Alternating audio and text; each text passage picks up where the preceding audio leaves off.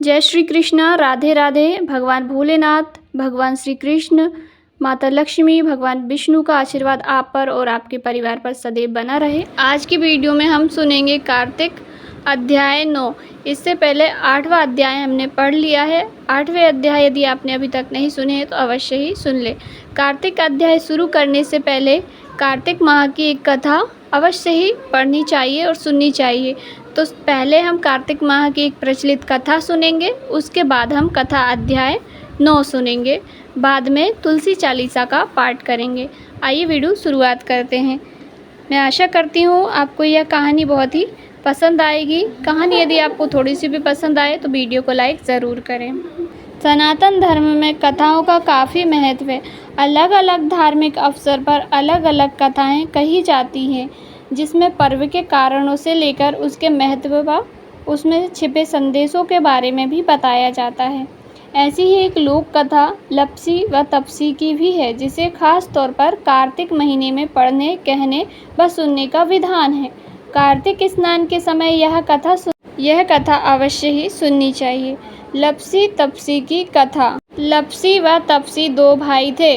इनमें लप्सी सवा शेर लापसी बनाकर भगवान को भोग लगाकर खुद खा लेता था, जबकि तप्सी भगवान की तपस्या में ही लगा रहता था। एक दिन दोनों में एक बात को लेकर विवाद हो गया कि दोनों में भगवान का बड़ा भक्त कौन है। लप्सी ने कहा कि मैं सवा शेर लापसी का भोग लगाने पर बड़ा भक्त हूँ, और तप्सी तपस्या करने की वजह से खुद को भगवान का सेवक कह रहा था। तभी वहाँ से गुजर रहे नारद मुनि ने उन्हें देख लिया।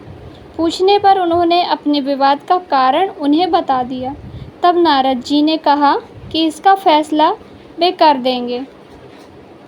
अगले दिन जब लप्सी और तप्सी अपनी भक्ति में लग गए तो नारद जी ने चुपके से सोने की 2 भारी अंगूठी दोनों के आगे रख दी। जब लप्सी की नज़र उस पर पड़ी तो उसने अंगूठी पर कोई ध्यान नहीं दिया, लेकिन तप्सी ने तपस्या करते हुए चुपचाप से उठे उसे घुटनों के नीचे दबा लिया। इसके बाद जब नारद मुनि फिर वहां आए तो दोनों फिर बोले। उन्होंने वही सवाल दोबारा दोहरा दिया, जिसे सुन नारद जी ने तप्सी को खड़ा होने के लिए कहा। खड़े होते ही तप्सी के नीचे दबी अंगूठी नीचे गिर गई, जिसके बाद नारद जी ने तप्सी से कहा कि तपस्या करने पर भी तुम्हारे मन में चोरी का भाव है, जबकि भगवान को भोग लगाकर खुद ही जीमने वाले लापसी में यह भावना नहीं है, इसलिए दोनों में लप्सी बड़ा है। यह सुन तप्सी शर्मिंदा होकर नारद जी के चरणों में गिर पड़ा और अपनी तपस्या का फल मिलने का उपाय पूछा। तब नारद जी ने कहा कि यदि कोई गाय और कुत्ते और अन्य बेबस जानवरों को रोटी नहीं बनाएगा, गरीबों को भोजन कर दक्षिणा नहीं देगा और दिए से दिया जलाएगा, तो उसके पुण्य का फल तुझे मिलेगा। इसी तरह यदि कोई सारी कहानी सुनकर तुम्हारी कथा नहीं सुनेगा तो उसका पुण्य भी तुम्हें ही मिलेगा। अब सुनेंगे कथा अध्याय 9। राजा पृथ्वी ने हाथ जोड़कर देवर्षि नारद जी से कहा, हे महाराज, आप भगवान की पूजा महत्व सुनाने की कृपा कीजिए। तब नारद जी बोले, राजा पृथ्वी, जो मनो विनोद हंसी में भी भजन करता है उसको परमानंद प्राप्त होता है। जो श्रद्धा युक्त होकर भजन करता है उसके महत्व का वर्णन नहीं किया जा सकता। इस संबंध में मैं एक अति प्राचीन इतिहास सुनाता हूँ, ध्यानपूर्वक सुनो। नारद जी ने कहा, कलिंद पर्वत पर दीर्घपुर नामक नगर में सुबाहु नाम का एक अत्यंत महात्मा राजा राज्य करता था। वह प्रजा का पुत्र के समान पालन करता था। उसके धूम्रकेश नाम का एक पुत्र था, जो अत्यंत दुराचारी, पर स्त्रीगामी, चोर तथा जुआरी था।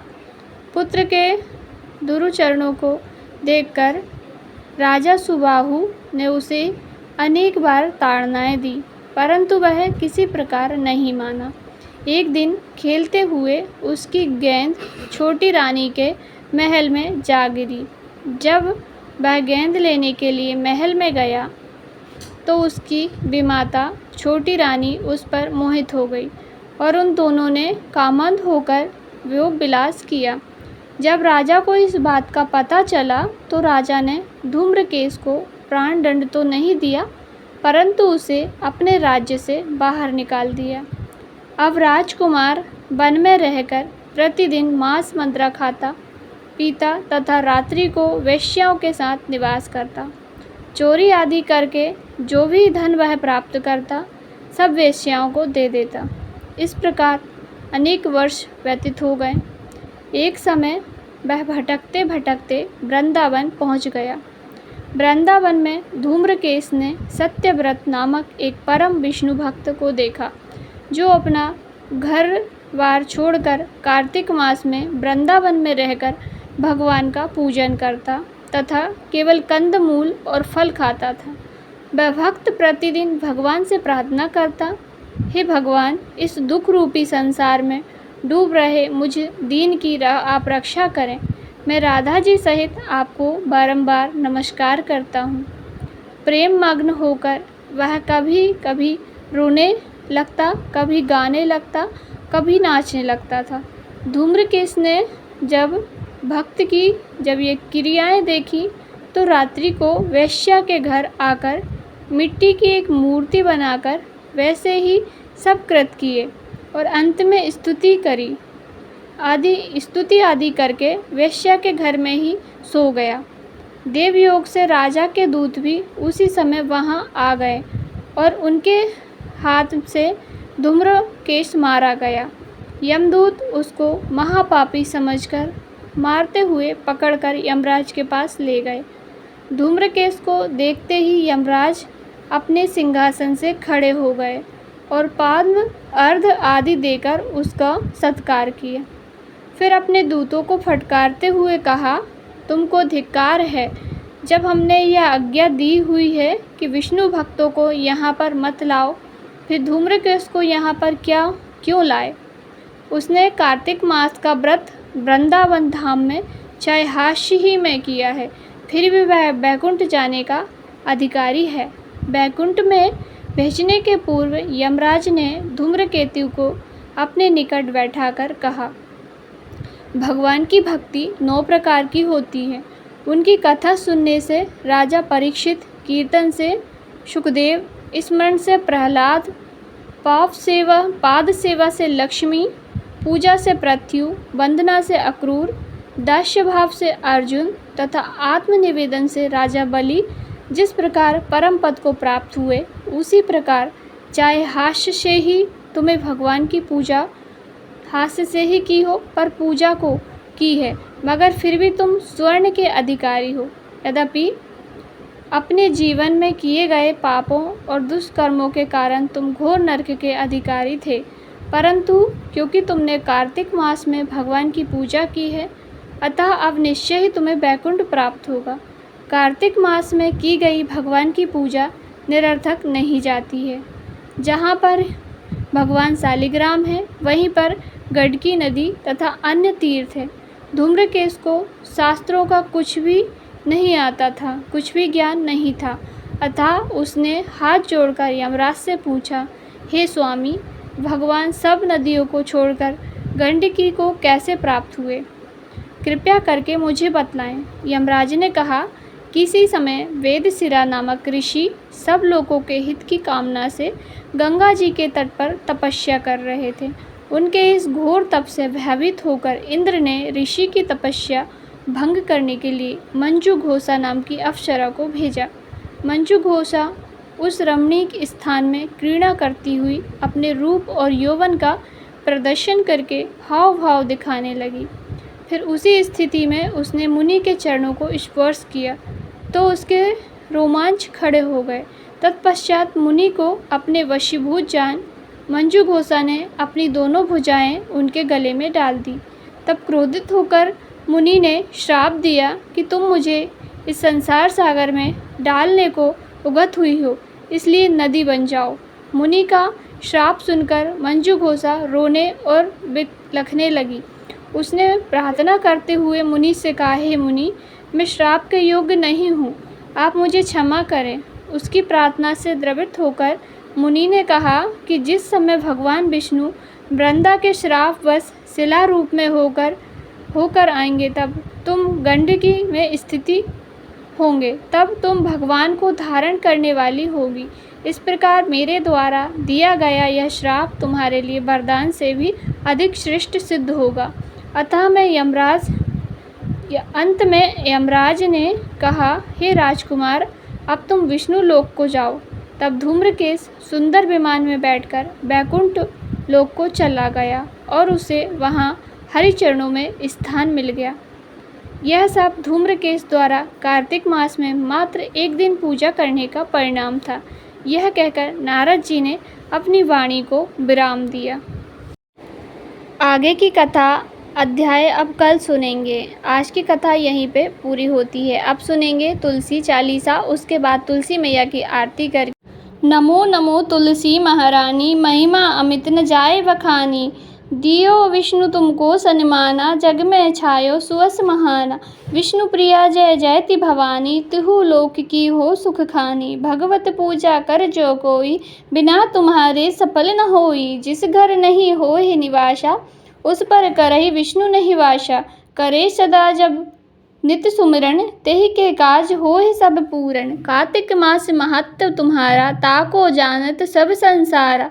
तब पूजन जो करे कुमारी, पावे सुंदर वर सुकुमारी। कर जो पूजन नित प्रति नारी, सुख संपत्ति से होए सुखारी। वृंदा नार जो करे पूजन, मिले भक्ति होवे पुलकित मन। श्रद्धा से पूजे जो कोई, भवनिधि से तर जाए सोही। कथा भागवत यज्ञ कराए, तुम बिन नहीं सफलता पावे। छायो तब प्रताप जग भारी, ध्यावत तुम्हें सकल चित्तधारी। तुम्हें मात यंत्रण तंत्रण, सकल काज सिद्ध होए क्षण में। औषधि रूप आप हो माता, सब जग में तब यश विख्याता। देव ऋषि मुनि ओ तपधारी, करत सदा तब जय जयकारी। वेद पुराणन तब यश गाया, महिमा अगम पार नहीं पाया। नमो नमो जय जय सुख करणी, नमो नमो जय दुख निवारिणी। नमो नमो सुख संपत्ति देनी, नमो नमो अघ काटन छेनी। नमो नमो भक्तन दुख हरिणी, नमो नमो दुष्टन मद छेनी। नमो नमो भव पार उतारिणी, नमो नमो परलोक सुधारिणी। नमो नमो निज भक्त उबारिणी, नमो नमो जन काज सवारिणी। नमो नमो जय कुमति नसावनी, नमो नमो सुख उपजावनी। जयति जयति जय तुलसी माई, ध्याऊँ तुमको शीश नवाई। निज जन जानि मोहि अपनायो, बिगड़े काज आप बनायो। करु विनय में मात तुम्हारी, पूर्ण आशा करौ हमारी। शरण चरण कर जोरि मनाऊँ, निस दिन तेरे ही गुण गाऊँ। कृतहु मात यह अब मोह पर दाया, निर्मल होए सकल सब काया। मांगू मात यह वर दीजे, सकल मनोरथ पूर्ण कीजे। जानू नहीं कुछ नेम आचारा, क्षमो मात अपराध हमारा। 12 मास करे जो पूजा, तापर सम जग में ना कोई दूजा। प्रथम ही गंगा जल मंगवाए, फिर सुंदर स्नान कराए। अक्षत चंदन पुष्प चढ़ावे, धूप दीप नैवेद्य लगावे। करे आचमन गंगा जल से, हृदय करे हृदय निर्मल से। पाठ करे जो चालीसा, स्तुति करे मात तुलसी की। यह विधि पूजा करे हमेशा, ताके तन नहीं रहे कलेशा। करे मास कार्तिक का साधन, सो वे नित पवित्र सिद्ध हो ही जाही। यह कथा महासुखदाई, पढ़े सुने जो भवतर जाई। तुलसी मैया तुम कल्याणी, तुम्हारी महिमा सब जग जानी।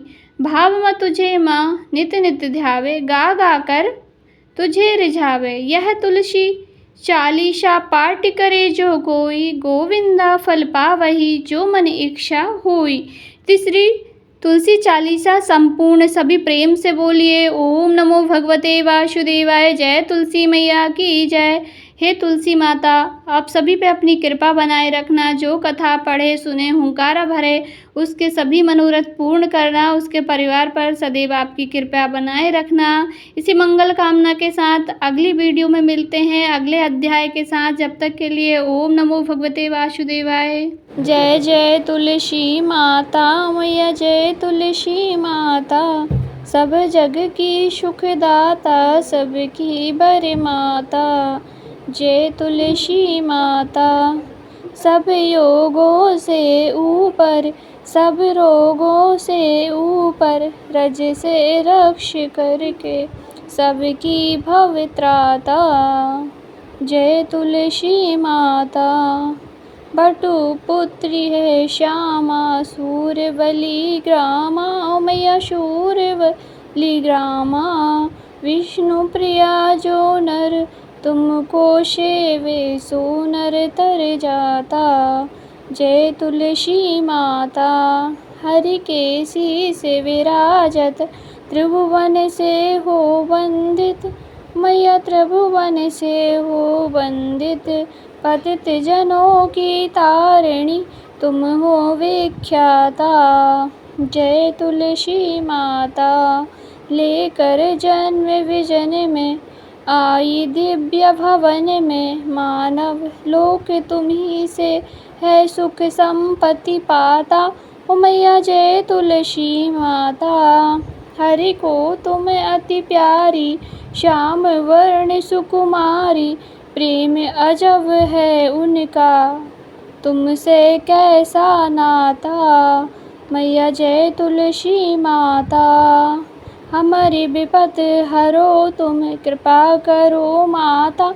ओ मैया कृपा करो माता। जय तुलसी माता। जय जय तुलसी माता। मैया जय तुलसी माता। सब जग की सुखदाता सबकी बर माता। जय तुलसी माता। सब बोलिए तुलसी मैया की जय। श्री हरि विष्णु भगवान की जय। माता लक्ष्मी की जय। हर हर महादेव। आगे के अध्याय कल पढ़ेंगे। जब तक के लिए ओम नमो भगवते वासुदेवाय।